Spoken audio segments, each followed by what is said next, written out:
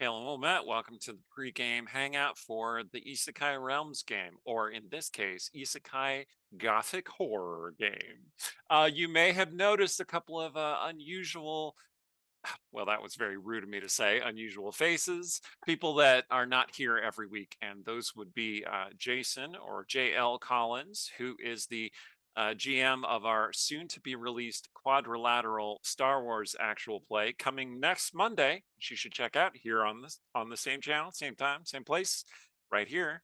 And the illustrious Ed Greenwood, who really needs no introduction, but I'm going to give it anyway.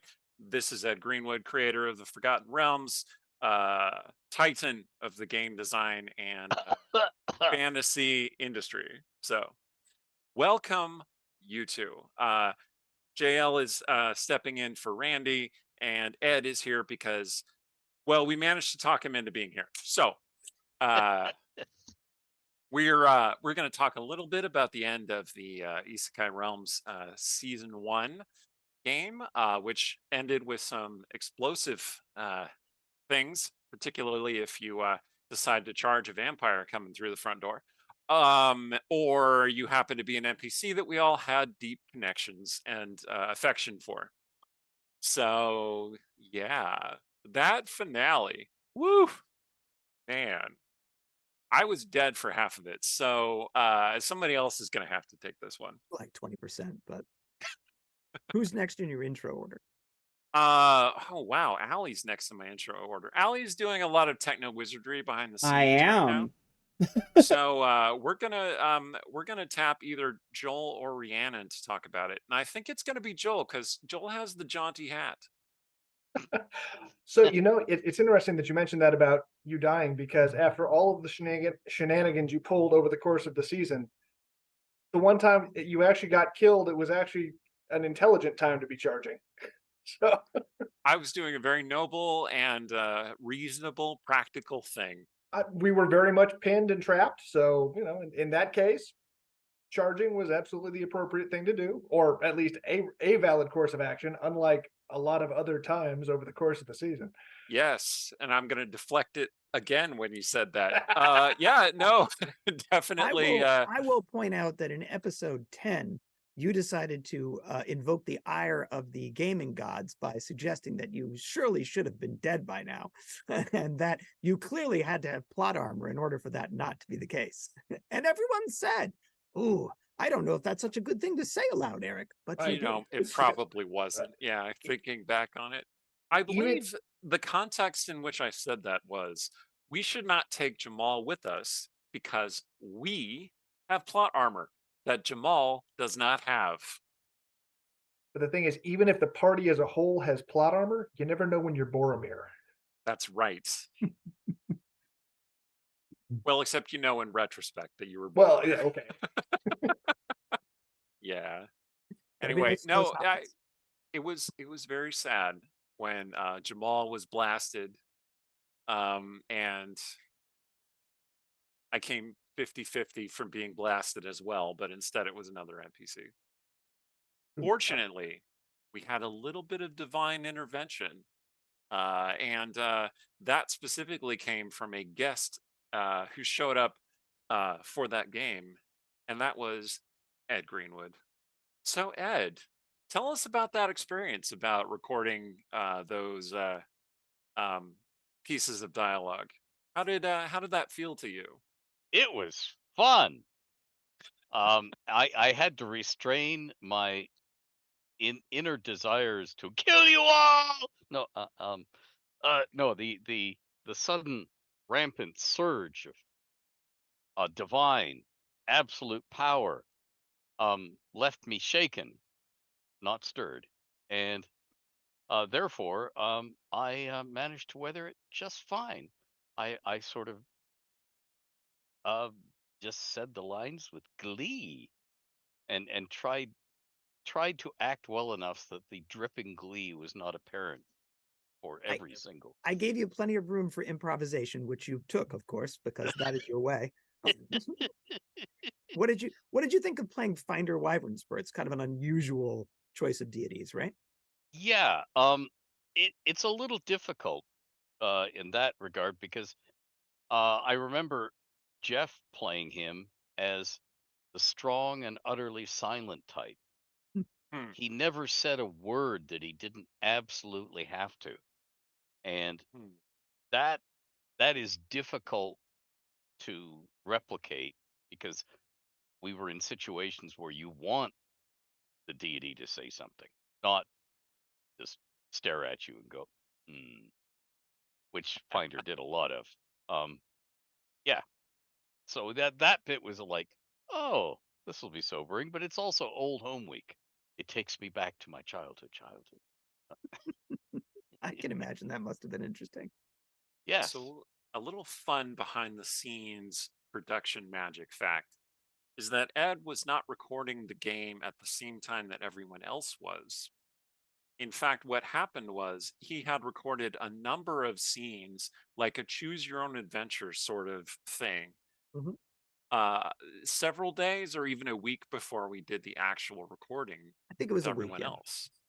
And our tech fellows just played the ones that were appropriate based on what the PCs ended up asking in the game, which made it a huge surprise for the players. We did. Yes, I do recall um Chris telling me this is supposed to be a surprise, meaning please don't spill the beans to Eric because he won't have the full enjoyment of the game if you do. And I said, but of course, because you never want to ruin someone's game experience. Certainly not. He But did but say that, yes. yeah, yep. Well, the funny thing is, I was on the call when we recorded all that, but I turned off the audio so that I didn't hear what Ed was saying. So I just saw you guys do it, but I didn't know who he was playing or in what context or anything. So I was quite surprised when it happened in the show. I knew you covered your camera. I didn't realize you also. Oh yeah, I was there. But you see, I was dead during that period of the game. So it was okay for me to know a little bit in advance because I couldn't spill the beans because well, I Yeah. was dead. So yeah, You were off having a conversation with someone, if I recall correctly.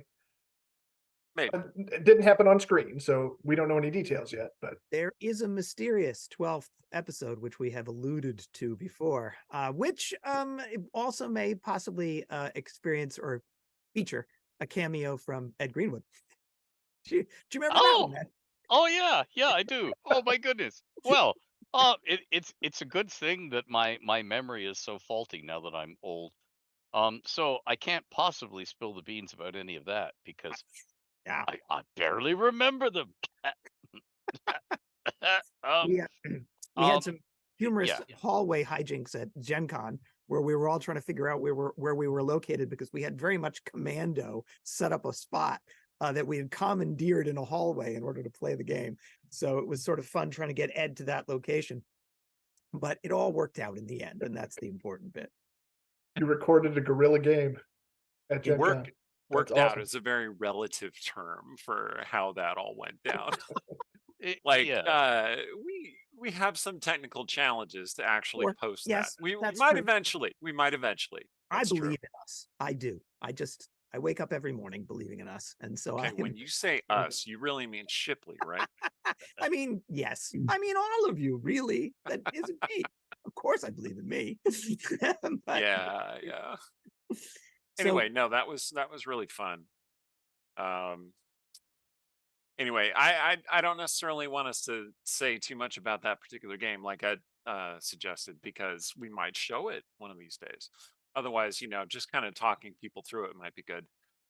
If we're saying that that canonically happened between season 1 and season 2, it then did. I might be able to tell the other players about it. So my question here is, does it happen before what we're doing tonight? Yes, it happens before what we are doing tonight. Okay. Okay. So I could tell you all right now, but it's not super relevant. It's not super relevant to the game tonight. So Correct. Your what we will be doing this evening occurs. You could think of it as in a different timeline from what you're doing in the Forgotten Realms, because this evening you're not in the Forgotten Realms. You're somewhere else altogether. And just to give you a sense of the rule set, does anybody remember this gem? Oh yeah. Yes. Yes. Hmm. Yes. Is that Yeah. the It's the Guide to Gothic Earth from Ravenloft. Yeah. Second edition. Mm-hmm. Um, Yeah. Bill Mhm. Connors. Mm-hmm. yes, that is quite correct. Yes. Do you have any amusing inside stories about that? I don't know how that got made, Ed, given the Satanic Panic. Oh, Ravenloft was different. Um, you are allowed to scare any number of Americans out of their underwear because that's a fine old tradition, which somehow the Satanic Panic didn't apply to. Um, and I think they actually got it around retailers in the Deep South by saying it's not D&D, it's Ravenloft. It's a different game. Okay. If you never play the things and you never read them, wool can be pulled, and it was. Eyes can be obscured. I understand. Yes.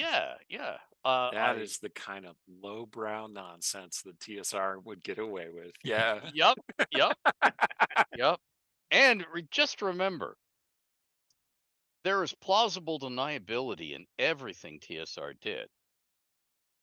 They actually, on one occasion, said, "Oh no, that's a Canadian.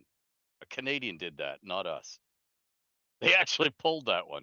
Oh my god. Were you the Canadian in Yeah, question? referring to yeah, you, I assume? yeah. I was the Canadian. Yeah. Uh, it was That was our inside joke at Gen Con a couple of yes, times. yes. It's all right, sir. I'm Canadian. You Yeah. can't go in there. That's okay, sir. I'm Canadian. I'm kidding. Not, don't you know who I am? I'm Canadian. Okay. Yeah. Oh So man. the Gothic Earth Gazetteer and Joel's top hat should give you some kind of an indication of the fact that, and you know, if you followed any of the promotion for this, should give you some kind of indication of what we have in mind for this evening, which is a classic Dracula adventure, which is occurring because of what Eric did last week when he dared me to come up with something. And so here we are with an adventure in our hands as a Oh, consequence of that. it's so nice that somebody else has to say it's all my fault. Oh indeed. I presented Chris with a dare he could not refuse. I'm So yeah, I'm not bad. I'm bad at ego related dares. I really that's am. right. I said, oh, don't worry. Seemingly in an offhanded, relaxed way. Don't worry. Chris will come up with something. And Chris is like, goddamn right I will. Oh dear. So Yeah. if I die early on in the game, that's why. Like, I just want everyone to know. We don't want you forming a pattern here. Yeah, you see, if I'd known all of this, I would have got out my recipe books. So no death would be wasted. Is this a Well, it long is fork Gothic Earth. reference? You never know. Yes, I suppose that much is true. If there are ghouls about, well, then I'm sure they will not waste it. But we shall see what lurks within this. So, Rhiannon, you've been quiet tonight. Tell us what you thought of episode 11. I don't remember it. Sorry. It was the one with Ed revealing his finder, where where you glassed a whole bunch of vampires with the meteor swarm. Had your final little chat with your voice. So Well, I mean, the voice and I were not done yet, so Oh no. that's what I remember. I remember thinking like, God damn it. yeah, there's more there. There's some mystery to come, you know? Oh, certainly that's the case for book 2. But yeah, I would think that that experience was the greatest single kill that anyone achieved, as you killed approximately 24 vampires out on the street. So that was quite impressive. It definitely was. Like, I think the best any of the rest of us have done is one vampire, or maybe like we trapped a couple vampires that ended up burning to death.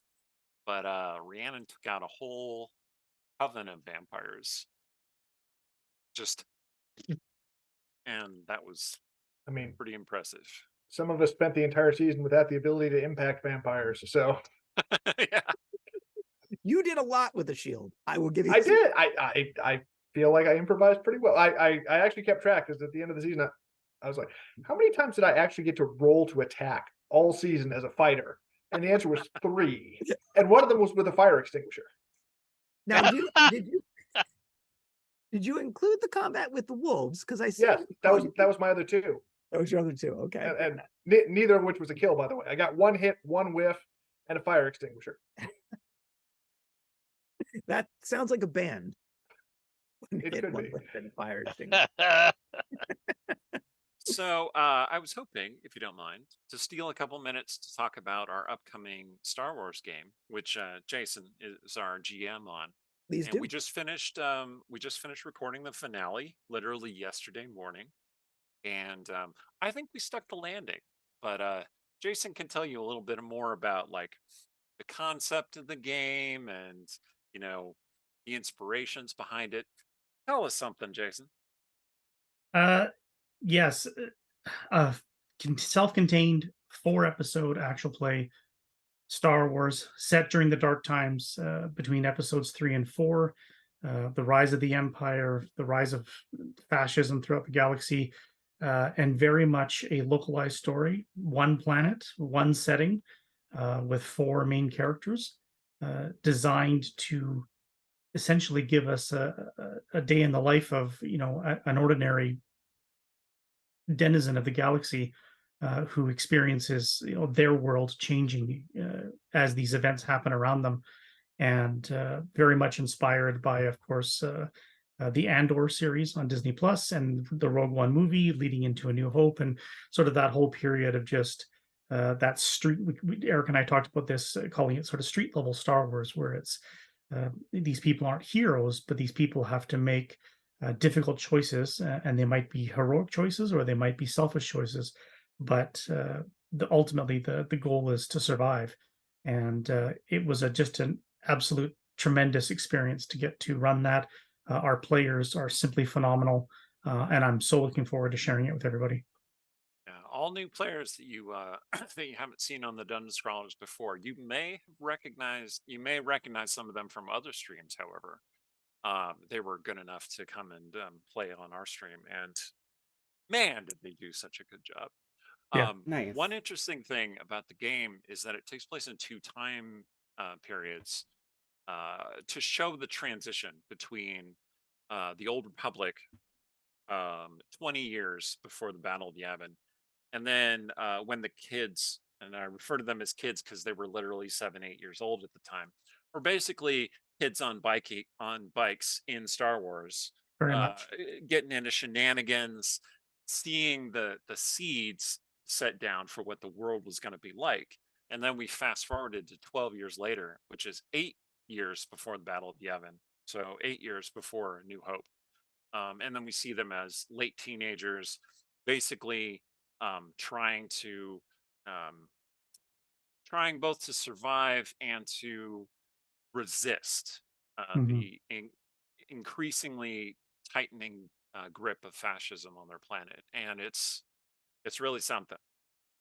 I don't want to give away too much, but well worth your time. So check that out next Monday. We're broadcasting our first episode. The series overall is called Quadrilateral. I know Jason told me what the titles of each episode were called, but I don't remember what they are. Do you have that information, Jason? I do. Excellent. Episode 1 is Bond. Episode 2 is Presage. Episode 3 is Sacrifice. And episode 4 is Flow. Excellent. So yeah. Look Yeah, forward that to sounds it. very narratively interesting. And the episode titles sound very tempting as well. And you use the D6 system? The D6 system is published by West End Games. The original first edition, way back in 1987, we're using the second edition, which is sort of in the mid to late 90s, towards the end of their run before they didn't have the license anymore. But it's a fast-paced cinematic system, ideal for actual play, ideal for just online streaming and a few dice rolls, but nothing that gets in the way of the story. Now, Excellent. as I understand it, the West End Games system, their publishing, what they put out was considered canonical to the Star Wars universe because of the licensing agreement.